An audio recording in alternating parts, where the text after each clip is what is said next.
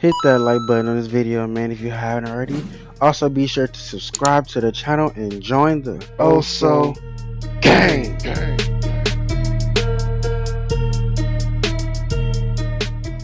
Hey, man, it's your Also here, and today I'm back with another video, man.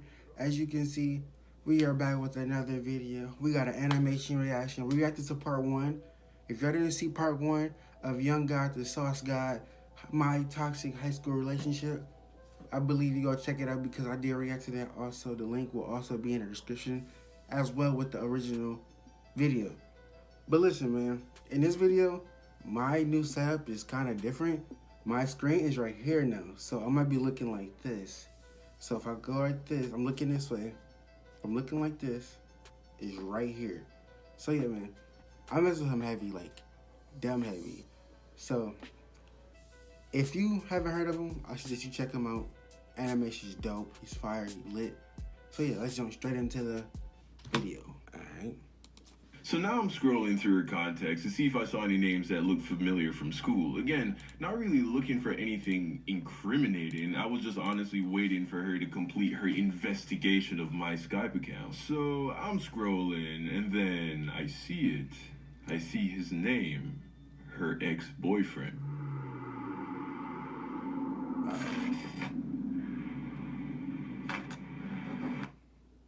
Rated S for sauce. The first time I ever heard the term toxic relationship was about a year or so ago, and since then it's become a pretty mainstream term. And at first, I didn't like it. I mean, it's whatever now. I guess it's a good word to describe an abusive or dysfunctional relationship. Yeah. But I feel like it does a poor job at actually communicating what it feels like to be in a relationship that one would describe as toxic. And I could be wrong. Maybe it's just me. But when I think of toxic things, I think of heavily polluted lakes or poisonous gases in the air, environments that would make you feel increasingly and consistently sick. Recycle. And sicker if you were to be in them. That's not what a toxic relationship feels like. I mean, if you found your significant other to be constantly repulsive and consistently hurting you, you would have no problems leaving and forgetting all about them. No, these kinds of relationships are more akin to being addicted to hard drugs. Toxic relationships, people hate being in them, but when they out of it, they be like, oh, I miss this person, this and this. I don't know why. And they always tend to go back, which is so dumb and it pisses me off. Than to be thrown into a toxic lake. If things were always bad, you wouldn't stay. You stay because when things aren't bad, they feel really good. Dysfunctional relationships have a kind of fire to them that you don't really see in healthy relationships because of how often and how drastically things swing from being really good to really bad. And it's that contrast that makes things exciting. It's the hope for another really good day that makes you willing to stick through all the bullshit. Exactly. No matter how bad it gets. They be really feeding for happiness. Going back to it, like, I just need to see him smile. I just need to hear him, make him seem like he cares or something. Like, I just need him to know this and this. Like, stop it. Don't. Like, I don't care. If she that fine, he that cool, like, stop it. If it's bad and you know it is, don't hide it. Don't try to sugarcoat it. Don't BS about it, basically. Just do your own thing. Still together, and we moved on from it. Kinda. But this was not out of the ordinary in our relationship. We both imposed rules on each other that came from places of insecurity and dysfunction. We were both type A personalities, very controlling, and we were young, immature, and inexperienced. And I'll be real with you, I was much worse than her. Too rich for who, y'all just got rich again. Who grips the mic and likes to kill their friends. I've never been the type to make amends. If she was at an 8, we like to. Yeah, if she was at an 8, I like to make it 10. Who bars is that, bro? Done, bro. Who bars? That ain't your bars, my guy. That ain't your bars. Who bars? And I'm not sure where it came from, man. Maybe it's just in my genes. Maybe it's because of my childhood. Maybe I just needed to grow up. But it has been a journey to get to where I am today. And even still, I feel like I have very far left to go. But somehow we made it to the end of senior year. And at the end of the year, Things felt good. I remember the last time I saw her, I was sure that this was going to be the girl that I would marry one day. It was actually like in the that. airport. This was the last time that I would see her for years. But let me back up for a second. I feel like I'm a little all over the place, so let me try and make sure that we're all on the same page. Should boys start doing story times? Be honest. Should I start doing story times? In the summer of 2011, I moved from Jamaica to America at the age of 15. I was made a junior in high school. I would turn 16 that December. Is that her? That's your mom? Of 2012, I met Taylor, who would then be my girlfriend until the summer of 2013 when we broke up. During that year that we were together, I lost my virginity to her. We met each other's family. We went to prom. We went to each other's basketball games. We broke up. We got back together. We went to each other's, one and the other basketball game. She hoped. You got a lucky one. Oh.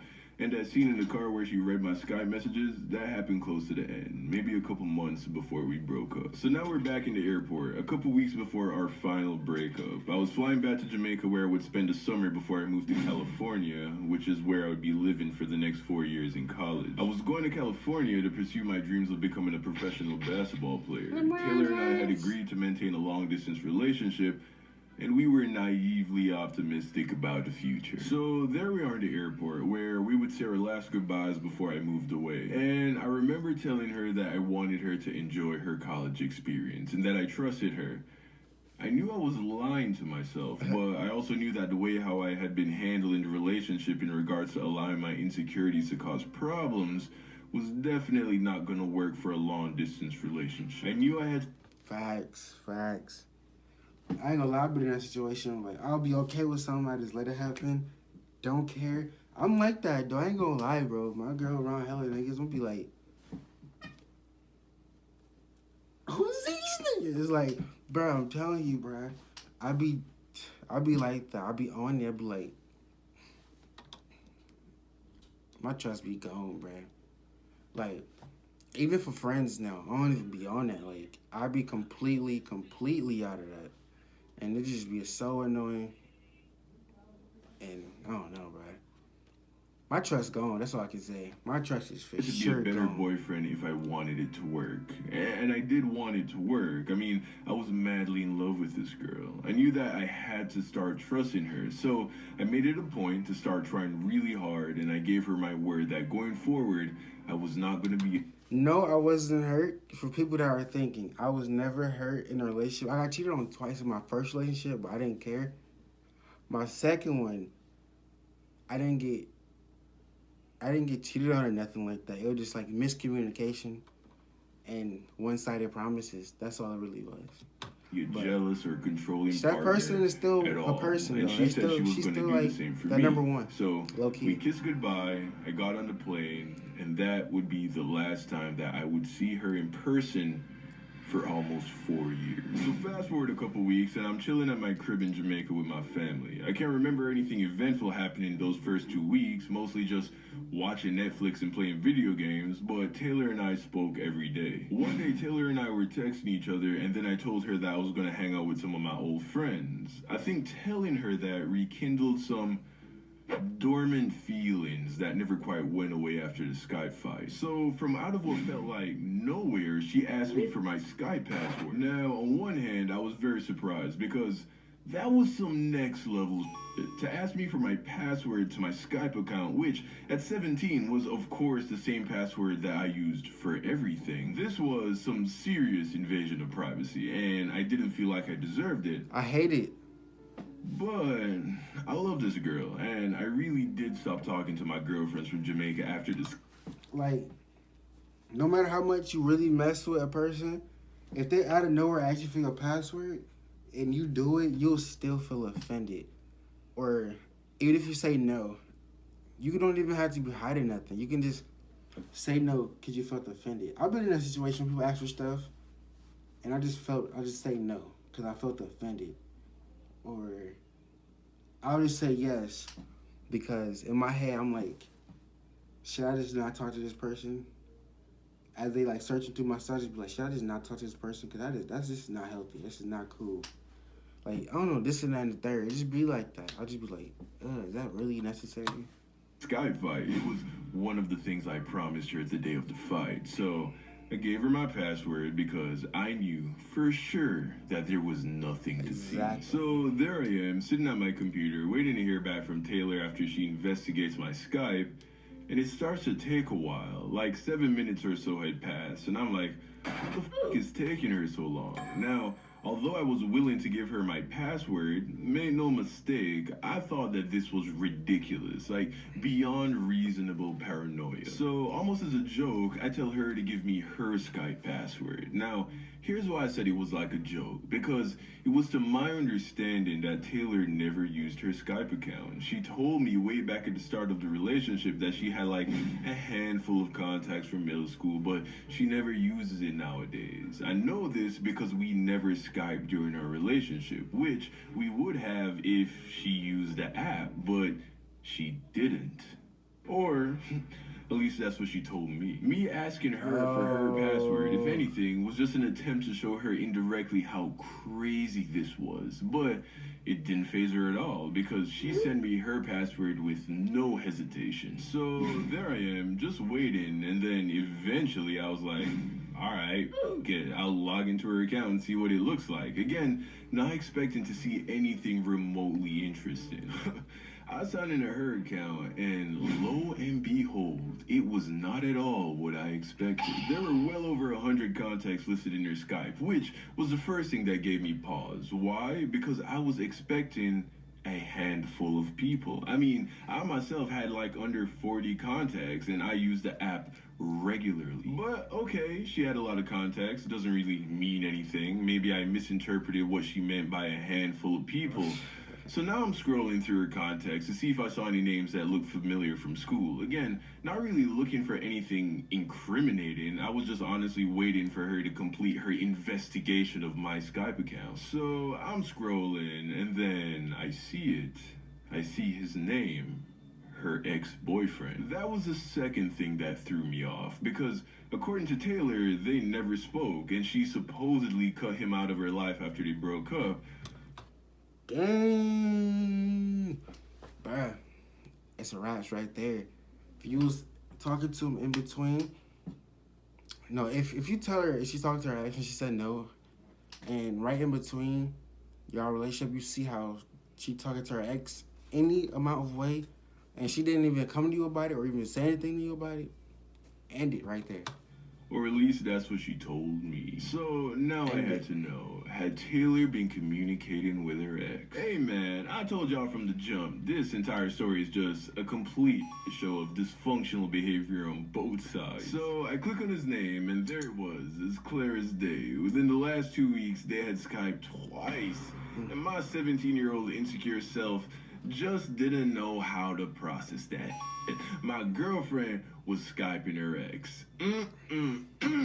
Boy, did that... That's not really insecure, though. That's something serious. She's Skyping her ex, bother me. And that's all the information I had. It didn't tell me how long the conversations were. It didn't tell me who called who. There were no text messages going back and forth.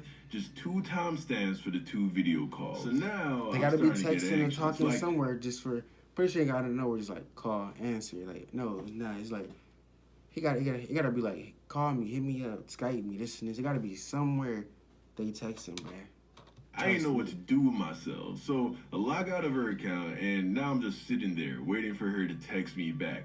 Finally she does, and of course she tells me that she's sorry for not trusting me and that this wasn't gonna happen again.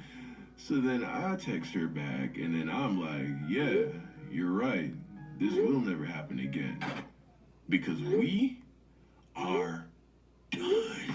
Instantly she replies, and she's like, what do you mean? And then I tell her that while I was on her Skype account, I saw that she had been talking to her ex, and that I was able to get into the history and pull everything up. All the messages, all the timestamps for the video calls, I could see everything. So obviously I was lying. Like I said earlier, I only saw that someone called somebody twice within the last 2 weeks. That's all the information I had to work with. So I lied. Why? Because I was fishing. I knew I didn't have much to work with, but I knew I had... That's smart, because if she say something and slip up...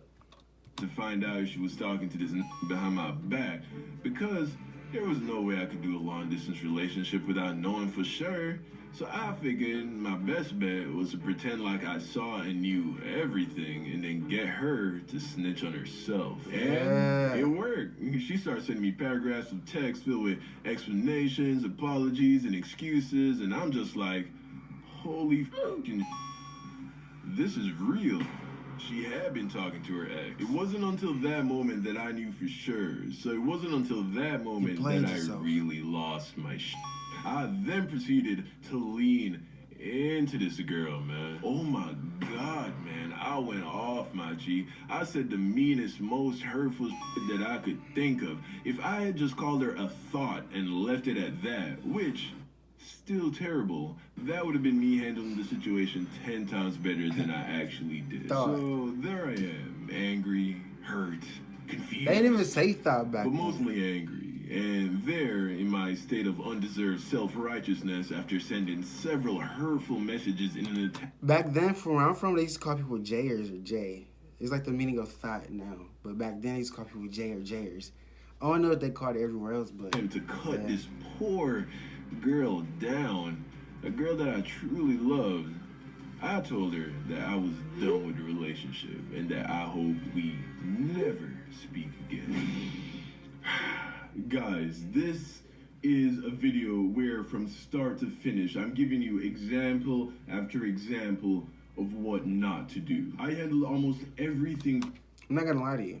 He looks like a saber-tooth mixed with a werewolf. I'm not gonna lie to you. Poorly, you know Sabretooth from X-Men? Absolutely terrible. Like that Most of the things that I do right nowadays when it comes to a relationship or talking to a girl, I learned from this one relationship. I have been in several relationships. He got that lisp. I hear it. Brace gang. And this one relationship probably taught me 70% of what not to do and what to do when in a relationship with a girl. That is how badly I fucked it up. It's kind of sad. I destroyed that relationship. I mean, sure, both of us played a role in the ultimate demise of the relationship, but I personally believe that I had a lot more to do with it than she did. So now she's hurt and upset because of all the fucked up shit I said to her. So then she was like, okay, Don, if this is what you want, and if this is who you are, then I don't want a relationship either. So then I was like, fine, good, see ya. Wouldn't wanna be ya. And that was it. That was the last day that we were ever a couple. I did so many things wrong in that relationship. I made so many mistakes that unfortunately I would make again in future relationships. I mean, I don't think I was that out of pocket being upset about the fact that Taylor seemed to be getting close to her ex again. In my personal opinion, I don't think it's necessarily appropriate for a partner to be close to an ex. But I also don't think that most girls, I mean, I only date girls, so that's what I'm gonna speak to.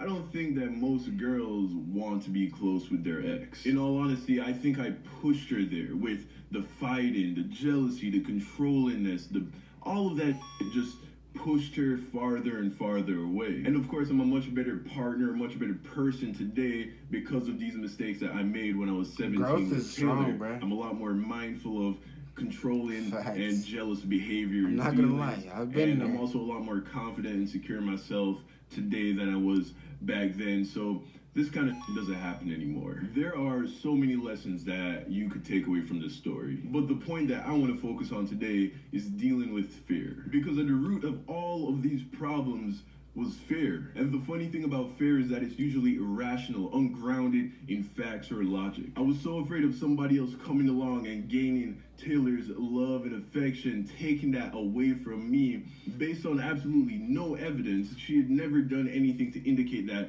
she would ever allow something like that to happen, but I still allowed myself to become afraid of this imaginary fictional threat that I made up, and it made me behave in a way that caused the exact thing that I was afraid of to come true. Do you get how that is? But if you know anything about the law of attraction, then that makes perfect sense.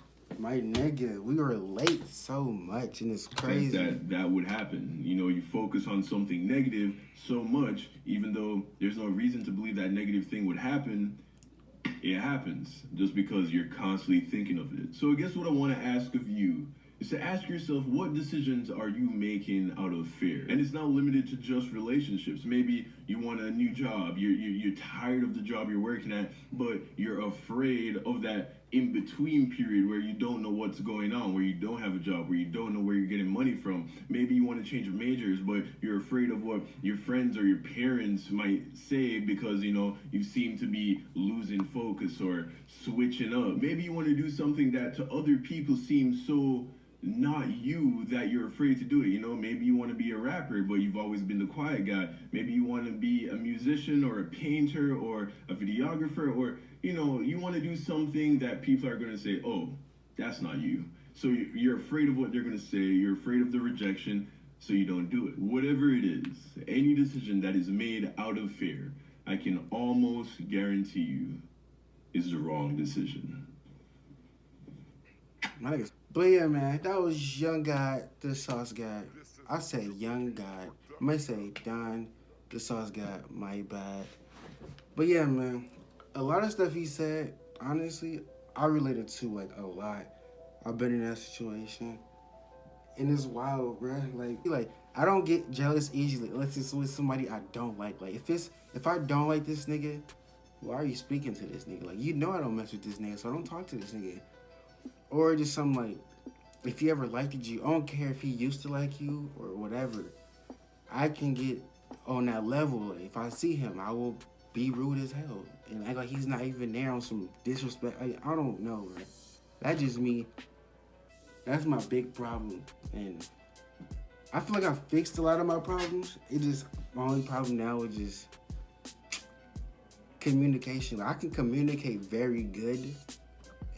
I get tired of people so fast. I get so bored and annoyed, and I give up easily. I ain't even gonna flex, man. But yeah, that was Young Don, the Sauce God, my toxic high school relationship. If you want to watch the whole video without me pausing and talking, the link is down in the description, as well as my part 1, because I did react to part 1 of his. So yeah, man, if you haven't already, make sure to like button and also subscribe to join the Oh So Gang.